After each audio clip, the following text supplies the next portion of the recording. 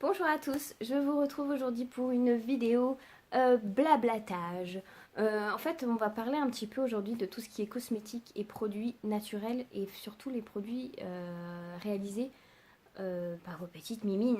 Voilà, parce qu'en fait, il y a énormément de personnes qui me demandent certaines recettes et je trouve ça très très très bien, autant pour notre jolie planète que pour notre propre confort. C'est vrai qu'on est confronté de plus en plus dans notre quotidien à tout ce qui est perturbateur endocrinien.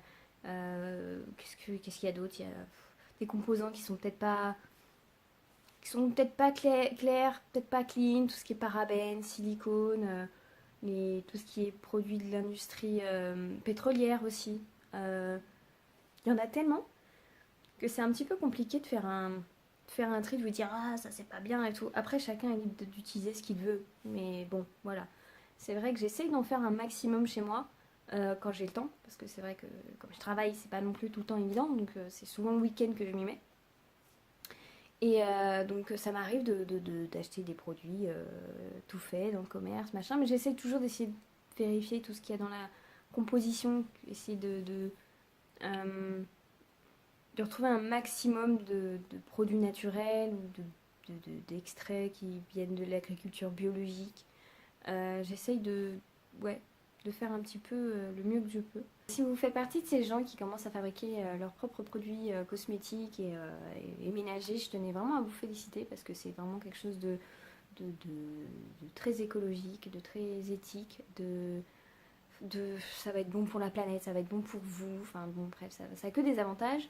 Seulement voilà, faire ses produits cosmétiques et ménagers soi-même, c'est bien, mais les faire de façon hygiénique et dans les règles, c'est quand même vachement mieux.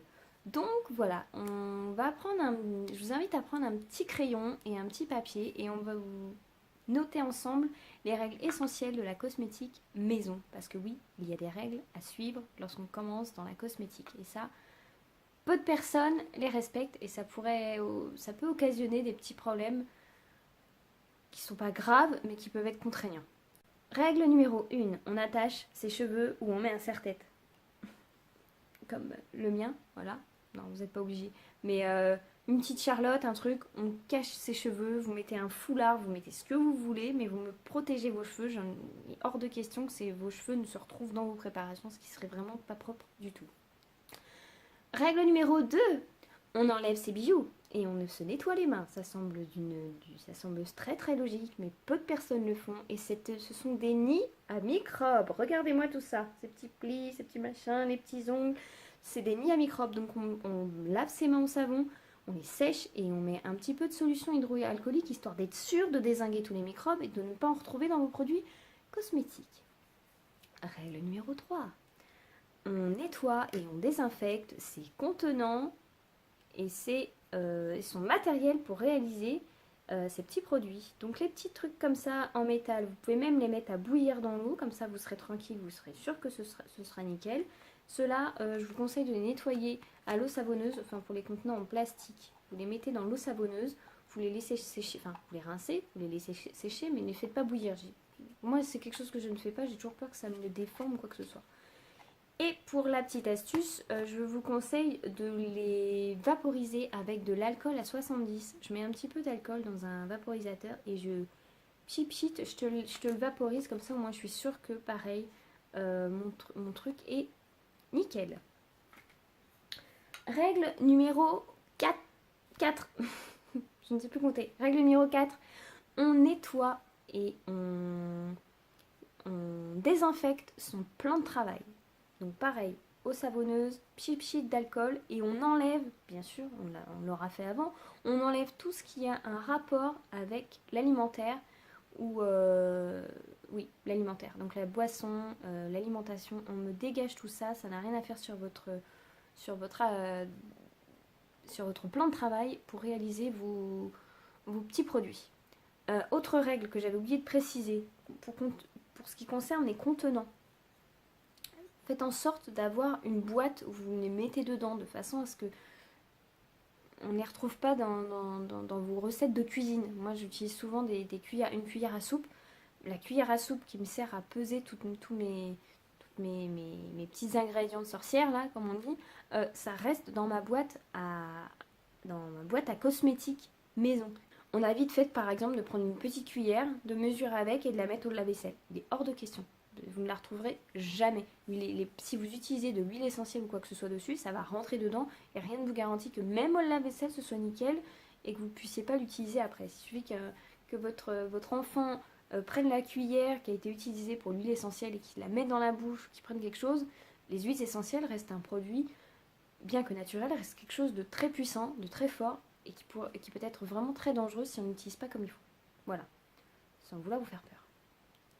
Règle numéro 5. Pendant la préparation, munissez-vous d'un cahier, d'un stylo et notez vos préparations minutieusement avec la quantité de ce que vous faites, la quantité de vos composants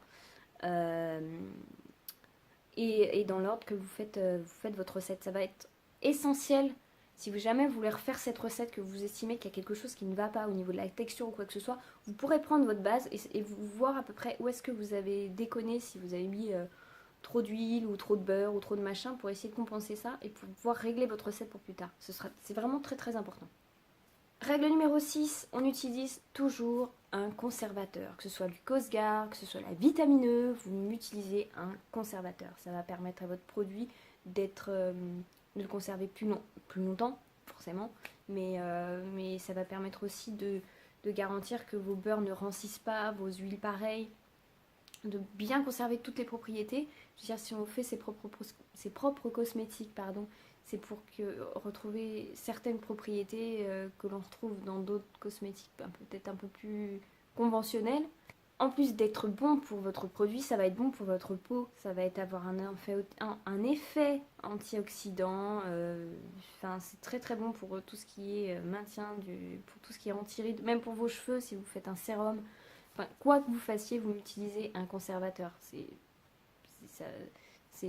juste super important. Règle numéro 7, lors des chauffes, on respecte le produit. Vous me faites vos chauffes, faites-les. Moi, la plupart, toutes mes chauffes de toute façon, je les fais au bain-marie. C'est ce qui va permettre à vos composants de garder leurs effets, tous leurs bienfaits, voilà. Si vous me faites chauffer un truc, déjà d'une, ça peut être très dangereux. Si vous faites chauffer une huile végétale à pleine puissance, ça peut très bien sauter. Je veux dire, quand vous faites chauffer de l'huile d'olive, vous voyez bien dans les taxes à la main, l'huile d'olive, elle en peut plus, la pauvre, elle saute dans tous les coins. Les huiles végétales, les beurres et compagnie, c'est exactement la même chose. Donc on la chauffe à température lente pour respecter un petit peu tout ça, respecter les bienfaits et ne pas créer de zone de danger, on va dire. On va éviter de faire exploser la cuisine, même si c'est pas non plus des trucs super explosifs, mais on fait gaffe, on prend son temps. Quand on réalise un produit, on met tout son amour dedans et donc on prend son temps et on respecte les temps de chauffe. Voilà. Numéro 8, quand on a fini sa réalisation, on vérifie l'homogénéité de son produit de façon à ce qu'il soit beau, qu'il soit lisse, qu'il sente bon, qu'il n'y ait pas de grumeaux, qu'il n'ait pas un aspect un peu bizarre. S'il y a quoi que ce soit, on balance. Alors je sais que ça fait super mal au cœur de balancer un produit, mais pareil, même après, même si au bout d'une semaine ou deux, vous voyez que la consistance a un petit peu changé, qu'il y a une petite moisissure ou l'odeur, vous ne retrouvez pas la même odeur qu'au début, vous balancez. Vous ne me mettez pas ça sur le visage ou... Enfin moi, depuis tout à l'heure, je parle que de cosmétiques, mais c'est valable pour tout. Si vous trouvez que la texture a été est légèrement changée, on jette. On ne prend aucun risque, on le dégage. Je veux dire, c'est pas parce qu'on l'a fait soi-même qu'il faut se dire que c'est safe et qu'il ne peut rien nous arriver. On fait attention, s'il y a un doute, on balance. Règle numéro 9.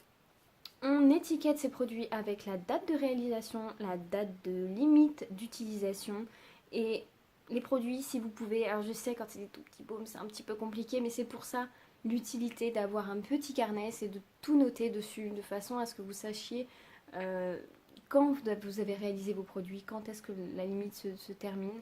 Généralement c'est un mois ou deux, après ça dépend de certains produits, mais il est très important d'avoir cette date-là. Est-ce que vous puissiez utiliser vos produits de façon optimum. Voilà. Règle numéro 10, et pas la moins importante, bien que la plupart des ingrédients que l'on va utiliser pour ces produits bio soient naturels et certains d'origine biologique, il est super important de faire un test d'allergie, même si vous n'êtes pas du genre à être allergique à quoi que ce soit. Je veux dire, il suffit d'un composant que vous n'utilisez pas dans votre quotidien et vous êtes, enfin, pour lequel vous pourriez être allergique et vous ne le savez pas, ça peut vous faire des dégâts, ça pourrait vous faire des éruptions cutanées, des rougeurs, des boutons, des brûlures. Donc on fait un test d'allergie. Pour ce faire, vous prenez un petit peu de votre produit que vous venez de terminer, que vous venez de fabriquer, et vous l'appliquez ici, dans le pli du coude, sur à peu près 1 cm². Vous l'appliquez là pendant 48 heures. Et là, vous surveillez. S'il y a la moindre rougeur, gratouille, grattage, brûlure, petit bouton, quoi que ce soit, c'est à partir du moment où votre peau change à cet endroit-là, c'est qu'il y a un composant de votre recette qui ne vous convient pas. D'où l'importance, encore une fois, d'avoir noté votre produit, d'avoir noté la recette de votre produit afin de pouvoir le changer, de pouvoir modifier, d'essayer de trouver l'ingrédient qui vous fait défaut et qui ne va pas dans cette recette. C'est tout pour cette petite vidéo, j'espère qu'elle vous a plu.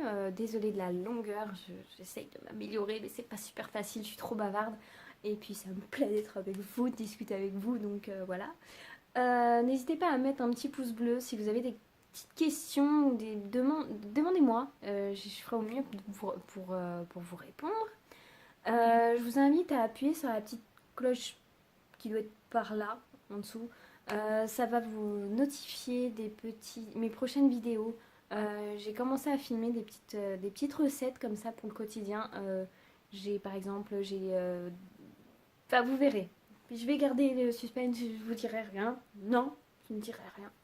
Et donc voilà, donc si vous voulez être tenu au courant de tout ce qui se passe sur ma petite chaîne et les petites recettes que je vais pouvoir vous donner, je vous invite vraiment à vous inscrire et à regarder ce qui se passe. Donc voilà, je vous fais des gros bisous, prenez soin de vous, passez une très très bonne fin de semaine et je vous embrasse fort, je vous dis à bientôt.